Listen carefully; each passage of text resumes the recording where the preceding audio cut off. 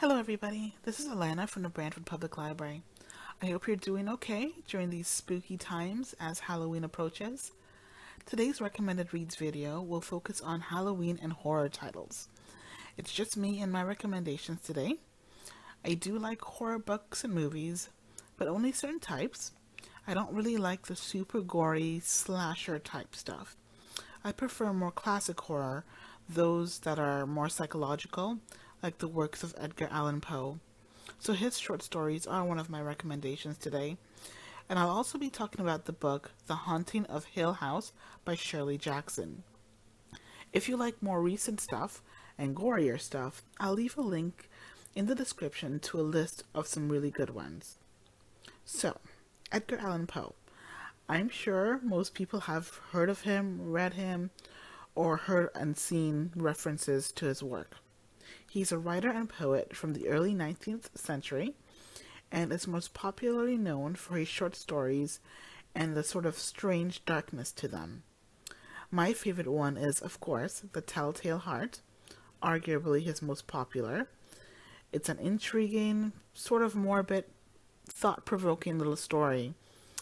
It is told in a first-person perspective of an unnamed narrator who tries to convince the reader or the listener that he is, well, sane, all while explaining how he planned and committed the murder of an old man and the aftermath of it.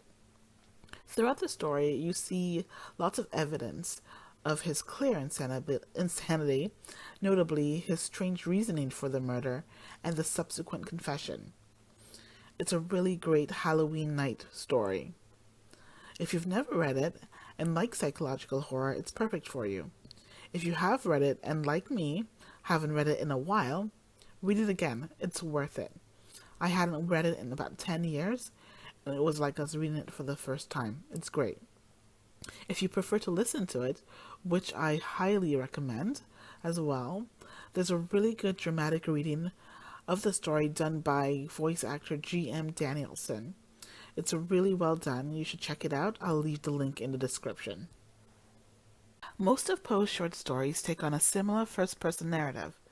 The Pit and the Pendulum and The Cast-Off Amontillado, for example, where we see sort of one horrible moment in time, but we really have no idea what came before.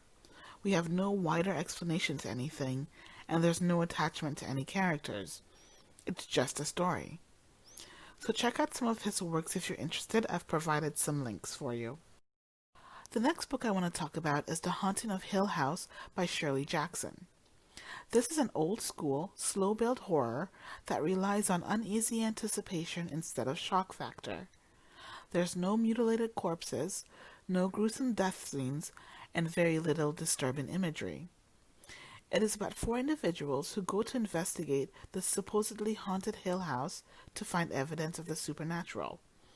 One of those individuals is Eleanor, the main character, who is an emotionally unstable young woman who has a history of seeing ghosts. While there, the group witnesses strange manifestations and illusions. But the house seems to interact with Eleanor the most. She hears and sees things that the others cannot. I don't want to give away too much, but what Shirley Jackson does with this book is play with perspective and perception, leaving you unsettled as you wonder what's happening. It's a well-written and highly applauded book and is noted as one of the best haunted house horror stories ever written. So if you're interested, please put a hold on it today. The link is provided. Those are my recommendations for this week. Have a happy and safe Halloween, everyone.